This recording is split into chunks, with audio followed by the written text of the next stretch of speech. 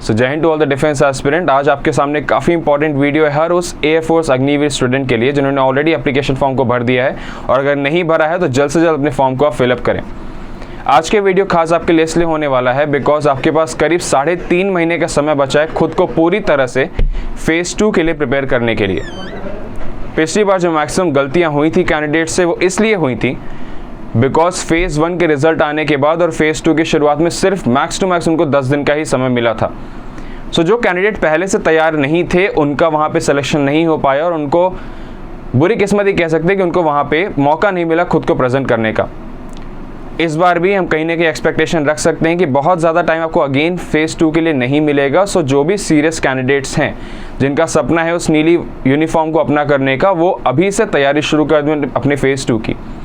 Because मैंने कई videos में आपसे लगातार बोला भी है कि जो भी एग्जामिनेशंस आपके होते हैं वो सिर्फ इसी बात को चेक करने के लिए होते हैं कि क्या आप नेक्स्ट लेवल के लिए रेडी हैं कि नहीं। और यहाँ पे आपका नेक्स्ट लेवल है एयरमैन की ट्रेनिंग का। तो जो आपका फेज़ 2 डिज़ाइन किया गया है वो इस तरीके से ही डिज़ाइन किया गया कि आप फिजिकली, साइकोलॉजिकली और communication wise, that is personality wise आप रेडी हैं कि नहीं कि प्रॉपर एयरमैन बनने के लिए। फेज़ 2 की एक जनरल ब्रीफिंग कि आपका क्या चीज़ें होंगी वहाँ पे। सबसे पहला फेज़ 2 में आपका होता है फिजिकल फिटनेस टेस्ट। उसमें पहला टास्क आपका रहेगा 1600 मीटर की रेस जो आपको 6 मिनट 30 सेकेंड में कंप्लीट करनी है। इट इज़ जस्ट क्वालिफाइंग, मतलब कि आर्मी के अग्निवीर की तरह आपको यहाँ पे टाइम कम करने पे एक्स्ट्रा टाइम नहीं मिलेगा, एक्स्ट्रा मार्क्स नहीं मिलेंगे। सिर्फ और सिर्फ आपको 6.5 मिनट के अंदर कैसे भी करके 1600 मीटर को क्रॉस करना है। जो ये रेस कंप्लीट कर लेंगे टाइम के अंदर उनका फिर होगा next 10 pushups, again 10 situps and then 20 squats. पिछली बार कई सेंटर्स में जो हुआ था लास्ट टाइम पीएफटी में बहुत सारे बच्चे बाहर हुए थे। रीज़न ये था कि उनको ज़्यादा टाइम नहीं मिला रिजल्ट आने के बाद खुद को प्रिपेयर करने का, और 10 दिन के अंदर अपने स्टेमिना को अचानक से बूस्ट अप करना, अपने स्ट्रेंथ और स्टेमिना को, इज़ नॉट पॉसिबल। ये आपकी एक लाइफ स्टाइल है जो आपको एक तरीके से जनरेट करनी पड़ेगी अभी से अपने अंदर, ताकि सिर्फ आपका एग्जाम ही क्वालिफाई ना हो बल्कि आपको देख के कोई भी इंसान कह दे कि हाँ ये लड़का डिफेंस का एक्चुअल एस्पिरेंट है। पीएफटी जिनका क्वालिफाई हो जाएगा, it is just qualifying. Again here this properly कि आपका फेज़ 2 पूरा का पूरा सिर्फ क्वालिफाइंग नेचर का है, मतलब कोई मार्किंग सिस्टम यहाँ पे नहीं है जो आपको मेरिट लिस्ट में लाने का फ़ायदा देगी। जो भी मेरिट लिस्ट में आपके नंबर बनेंगे वो सिर्फ और सिर्फ आपके पहले phase that is your written examination के बेसिस पे ही है। सो मेक श्योर वहाँ पे भी आपके मार्क्स काफ़ी अच्छे आए ताकि अगर आपका फेज़ 2 क्वालिफाई हो जाए, आपका मेडिकल क्लियर हो जाए तो आपको मेरिट लिस्ट का डर ना रहे। सो कट ऑफ से एटलीस्ट आप 5 से 6 नंबर का लीड अगर लेके चलेंगे तो कहीं ना कहीं आप मेरिट लिस्ट में आने के दावेदार बन सकते हैं। अडेप्टेबिलिटी टेस्ट 1 फिर आपका आएगा पीएफटी क्वालिफाई करने के बाद। Adaptability test 1 is your psychology test. Psychology में there is nothing right, there is nothing wrong. यहाँ पे सिर्फ कंपैटिबिलिटी की बात हो रही है कि कौन से कैंडिडेट ऑनेस्ट है और कौन से कैंडिडेट के दिमागी हालत इतनी सही है कि वो आगे जाके एयरमैन बन सकता है। अडेप्टेबिलिटी टेस्ट 1 में आपके एसआरटी के टेस्ट होते हैं। 45 questions will be there, bilingual रहेंगे, मतलब बोथ इंग्लिश और हिंदी दोनों में रहते हैं, plus each question will have 4 options. एक सिचुएशन आपको दी होगी थर्ड पर्सन के नाम पे, उसका आपको जो भी अप्रोप्रिएट सॉल्यूशन लगता है उसको आपको टिक करना है अपनी ओएमआर शीट में। इस पे डिटेल वीडियो ऑलरेडी अपलोड हो चुका है, प्लस आगे फर्दर में I will also be bringing you new test series जो आपके लिए आने वाले फेज 2 के लिए हेल्पफुल रहेगी। आज का जो मेजर डिस्कशन रहेगा अडेप्टेबिलिटी टेस्ट 2 को लेकर रहेगा। अडेप्टेबिलिटी टेस्ट 2 में मैक्सिमम बच्चों को दिक्कत आती है बिकॉज जो हमारे एयरफोर्स अग्निवीर के स्टूडेंट हैं वो ज़्यादातर रूरल एरिया से बिलोंग करते हैं जिनका इंग्लिश बैकग्राउंड नहीं था, और यहाँ पे आपको सिर्फ इंग्लिश में ही कम्युनिकेट करना है। पिछली बार से जो इस बार लास्ट टाइम टेस्ट हुआ था वो थोड़ा सा पैटर्न बदला था। ऑल्दो ओवरऑल टेस्टिंग प्रोसीजर अगर दूर से देखा जाए तो वही एग्जैक्टली सेम है, बट हल्का सा प्रोसेस में थोड़ा सा चेंज है। पहले जो था प्रोसीजर वो ये था कि आपको एक शीट ऑफ पेपर दिया जाता था, आपको 5 मिनट पढ़ने का समय मिलेगा, फिर उसके बाद वो आपसे शीट वापस लेके 1-1 मिनट का नरेशन का टाइम मिलेगा, प्लस फिर आपको ग्रुप डिस्कशन परफॉर्म करना है।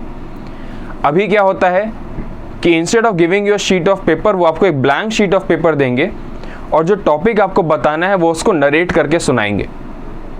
जो ऑफिसर आपके सामने रहेंगे वो आपको उस टॉपिक को पढ़ के सुनाएंगे और आपको सुन के समझ के फिर लिखना है।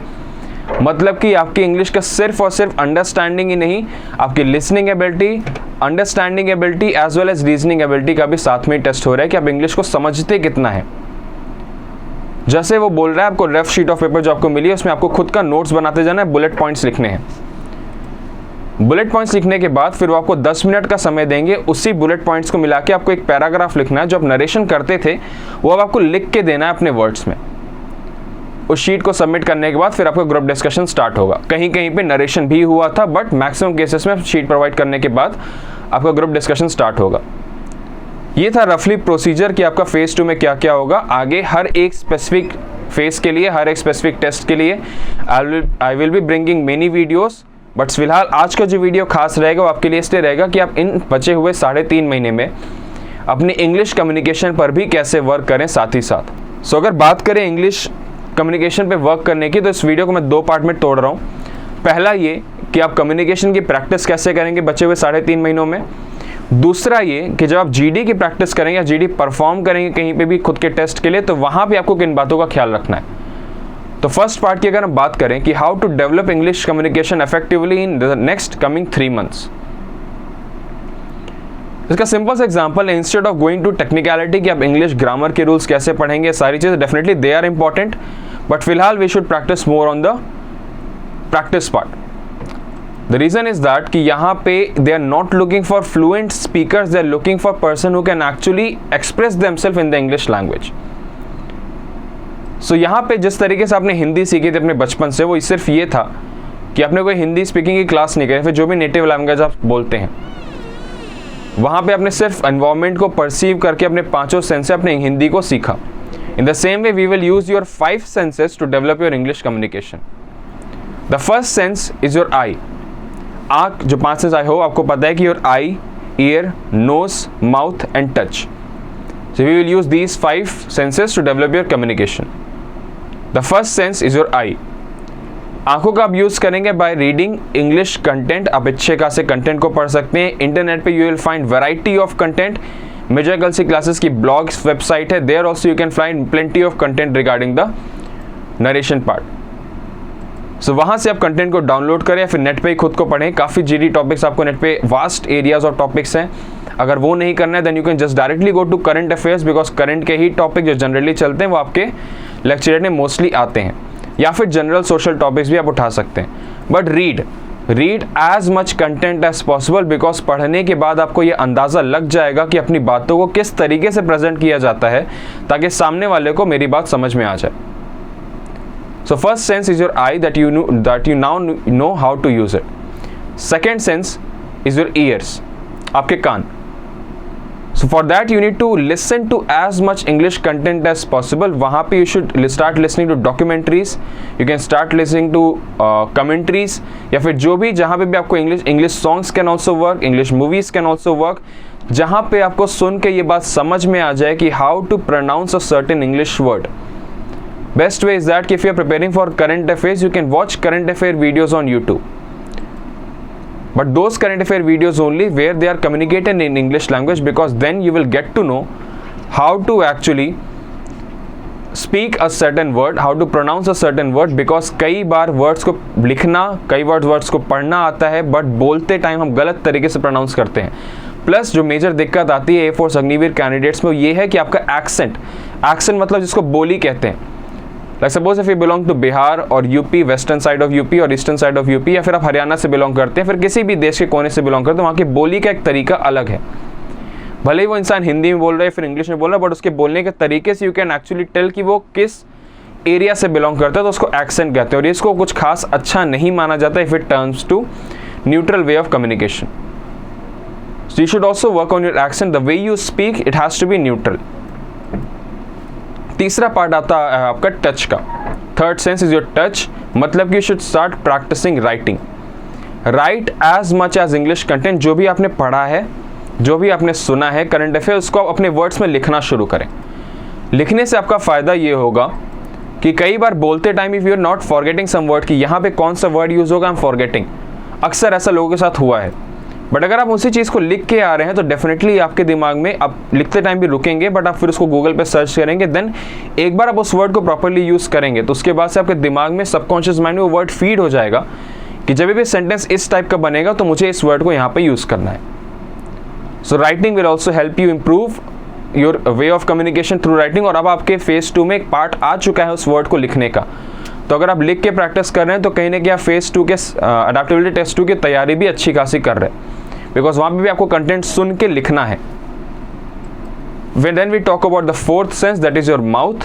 For mouth you should start practicing your communication.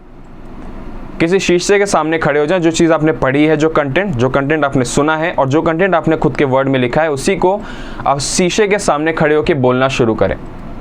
अगर बड़ा सा मिरर नहीं है, then you can start the front camera of your mobile and just look at yourself while communicating and record yourself. और अपनी वीडियो के एंड होने के बाद खुद को आप सुने और देखें कि कहाँ पे मैंने गलती करी थी और कहाँ से मैं अपनी कम्युनिकेशन को और बेहतर कर सकता हूँ। खासतौर पे सीबीएसई बोर्ड के स्टूडेंट में ये होता है कि वो इंग्लिश को सुनते हैं, अच्छा समझते हैं, लिख सकते हैं, बट बोलते टाइम बहुत हेजिटेशन होता है। और तो हेजिटेशन वर्ड को रिमूव करने के लिए we will use our fifth sense, that is knows.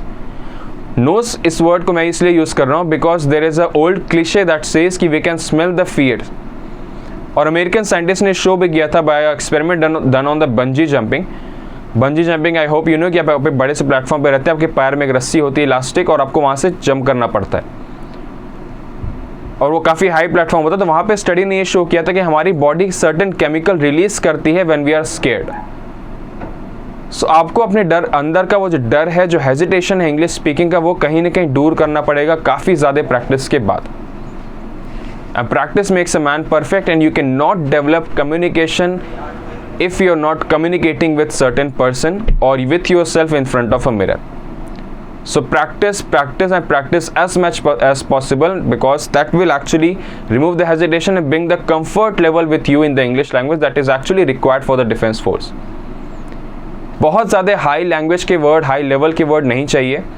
They are just looking for candidate जो थोड़ी बहुत बातों को इंग्लिश की समझ सके और अपनी बातों को समझा सके। Simple words, basic words are required. But आप कितने कंफर्टेबल हैं, कितने आराम से उन बातों को बोल पाते हैं, कितना कॉन्फिडेंस आपके अंदर है, वो चीज़ें आपके पर्सनालिटी में ज़्यादा मैटर करती है rather than your grammatical mistakes. So with this said, this will be a suggestion for you to how to develop your communication using your 5 sense: eye, read, ear, listen, touch, write, mouth, speak and nose, practice. ये 5 tips आपको याद रखनी है while you're practice communication। और दिन के सिर्फ आधे घंटे भी अगर आप खुद को दे रहे हैं कम्युनिकेशन के लिए, then I promise you कि इन 5 टिप्स को फॉलो करने के बाद आपका 3 महीने में इंग्लिश कम्युनिकेशन बहुत ही बेहतर हो जाएगा। फिर उसके बाद जब आप मेरे पास आएंगे अपने फेज 2 की प्रिपरेशन करने के लिए, then I will make sure कि आपका सिलेक्शन कंफर्म हो। तो ये था पहला part of the video. Now we talk about the second part of the video. In this we shall discuss about what are the tips that you have to keep in mind while performing the group discussion. कुछ महीने की practice के बाद जब आप group discussion की practice शुरू करेंगे अपने दोस्तों के साथ, तो वहाँ पे आपको किन बातों का ख्याल रखना है, और प्लस जब आप फेज 2 के लिए भी जाएंगे तो वहाँ पे आपको किन बातों का ख्याल रखना है। पहला point is groom yourself. Always keep in mind that in the defense force or anywhere in your life, a book will always be judged by its cover. आप किस तरीके से खुद को प्रेजेंट करते हैं, बात काफ़ी ज़्यादा मायने रखती है। डिफेंस में किसी भी इंसान को आप कभी भी चप्पल पहन के बाहर घूमते नहीं देखेंगे। उनकी ड्रेस हमेशा सही रहती है, they are properly groomed and everything is fine with them. So definitely it is not about कि I want to look beautiful, it is all about कि I want to present myself beautifully. Second point, be clear with the topic. जो भी topic आपको दिया जाएगा उसके लिए आपको क्लियर रहना है। पहले थोड़ा आसान था जब आपको कंटेंट लिखा मिलता था, अभी जब वो नरेट करेंगे और आपको लिखना होगा तो कन्फ्यूजन के चांसेस ज़्यादा हैं। So you should practise listening as well. कोई ना कोई आपका दोस्त से आप बोले कि किसकी कंटेंट को पढ़ के सुनाए और आप उसके एक नोट्स बनाना शुरू करें। So that is also much more required. Third part is body language. 55% of your communication matters with your body language, मतलब कि आधे से ज़्यादा आपका कम्युनिकेशन बॉडी लैंग्वेज ही मैटर करता है। You should keep a proper I on that. आपका spine जो है वो हमेशा स्ट्रेट रहेगा, शोल्डर्स हमेशा खुले रहेंगे, आपके हाथ मूवमेंट बहुत ज़्यादा नहीं होगी। प्लस आपको प्रॉपर आई कॉन्टैक्ट की प्रैक्टिस ज़्यादा करनी पड़ेगी कि आप जिससे भी बात करें आप उसकी आंखों में आंखें डाल के बात करना शुरू करें। और इसकी प्रैक्टिस आप आज से ही शुरू कर दें कि whenever wherever you communicate, not just in English language but also in Hindi, आप आंखों में आंखें डाल के ही बात करें, बिकॉज वो आपके कॉन्फिडेंस का एक परफेक्ट एग्जाम्पल होता है। Then fourth one is initiate. किसी भी डिस्कशन की आप शुरुआत करें, कहीं पे भी आप दोस्तों के साथ भी हैं तो वहाँ पे नए टॉपिक की आप डिस्कशन शुरुआत करें, हिंदी में ही शुरू करें, बट एटलीस्ट अपने अंदर एक प्रैक्टिस डेवलप करें, अपने पर्सनालिटी का हिस्सा बनाएं कि कहीं भी कोई भी शुरुआत करनी है किसी टॉपिक की तो आप एक अच्छे टॉपिक की शुरुआत करते हैं। Fifth one, maintain eye contact. As I have told you कि आई कॉन्टैक्ट एक डोमिनेंस का, एक कॉन्फिडेंस का और एक हाई सेल्फ एस्टीम का परफेक्ट रिप्रेजेंटेशन होता है कि ये इंसान खुद में कॉन्फिडेंट है, इस इंसान को किसी बात का हेजिटेशन या फिर डर नहीं है। Next comes good listener. सिर्फ बोलने के साथ साथ you should also practice good listening ability, because it is a discussion not a debate. Discussion में बोलने से ज़्यादा आपको सुनना पड़ेगा, बिकॉज आपके साथ वहाँ पे 10 से 15 लोग बैठे होंगे और अगर आपने दूसरों की बातें नहीं सुनी, आप ज़्यादा बोलते चले गए तो भी वो रिजेक्शन का कारण बन सकता है। It is a group activity. अपने बोलें, फिर दूसरों को सुने, फिर बोलें, फिर दूसरों को सुने, फिर बोलें। एक कॉम्बिनेशन आपको बैठा के चलना पड़ेगा 3 चीज़ों का, सुनना, बोलना और दूसरों को मिलाना। That is listening, speaking and cooperation. सिर्फ इन्हीं तीनों चीज़ों का अलग अलग कोऑपरेशन आप करेगा, अलग अलग कोऑर्डिनेशन रहेगा, जिससे आपकी जीडी और बेहतर हो जाएगी। फिर आता है आपकी voice quality. Voice is also very much important. जैसा as I have told you कि 55% आपका बॉडी लैंग्वेज मैटर करता है, सो 38% मैटर करता है आपकी वॉइस क्वालिटी। वॉइस क्वालिटी में सिर्फ आवाज़ की वॉल्यूम की बात नहीं हो रही है, द वे यू स्पीक, आपका टोन जो है, रजिस्टर कहाँ पे है, आपकी पिच कैसी है, आपकी वॉल्यूम क्या है, प्लस आपकी फ्लुएंसी कितनी है। काफ़ी टेक्निकल बातें हैं, बट जब भी आप बात करें तो आप डेफिनेटली ध्यान दें कि how you speak matters much more than what you speak. Plus आप इंग्लिश कम्युनिकेशन थोड़ी डेवलप करें। फिर जब आप यहाँ पे प्रैक्टिस के लिए आएंगे मेजर गर्ल्स की क्लासेस में, then I will specifically focus on your voice quality as well. Then comes the 8th part, the discipline part. Discipline को आप प्रिटेंड नहीं कर सकते हैं, it has to be your lifestyle. कई candidate होते हैं जो बोलते हैं कि I want to join defence because it is not a job, it is a lifestyle, but वो उसको रियल लाइफ में, खुद की एक्चुअल प्रैक्टिकल लाइफ में उसको फॉलो नहीं करते। सो अगर आपका डिफेंस सपना है तो अपनी डेली लाइफ में आपके बात करने का तरीका, आपके चलने का तरीका और आपके खड़े रहने तक का तरीका शो करना चाहिए कि हाँ आप एक डिज़ायरिंग कैंडिडेट हैं। प्लस डिज़ायरिंग कैंडिडेट में और डिज़र्विंग कैंडिडेट में यही बड़ा फ़र्क होता है कि डिज़ायरिंग कैंडिडेट सिर्फ सोचता है कि उसको डिफेंस में जाना है, but deserving candidate actually works on that. आप 100 किताबें पढ़ लें, उससे ज़्यादा फ़ायदेमंद आपके लिए ये होगा कि आप एक्शन लें और आप डिसिप्लिन में रहें। So action plus discipline is much more important then your knowledge that you have. And with the last point, be positive, have a positive approach that yes you can do it. कई बच्चों ने अपना सपना last session में पूरा किया और अगली बारी आपकी है। So you should have that faith कि yes I deserve to be an airman, I have all the qualities for the airman and I am willing to serve my nation. और एयर फोर्स ने अगर मुझको select किया तो मुझसे ज़्यादा फ़ायदा एयर फोर्स का होगा कि उसको एक अच्छा एयरमैन मिल रहा है। और जिस दिन आपके अंदर एक कॉन्फिडेंस डेवलप हो गया, and that day you will become a deserving candidate rather than just being a desiring one. Jai Hind.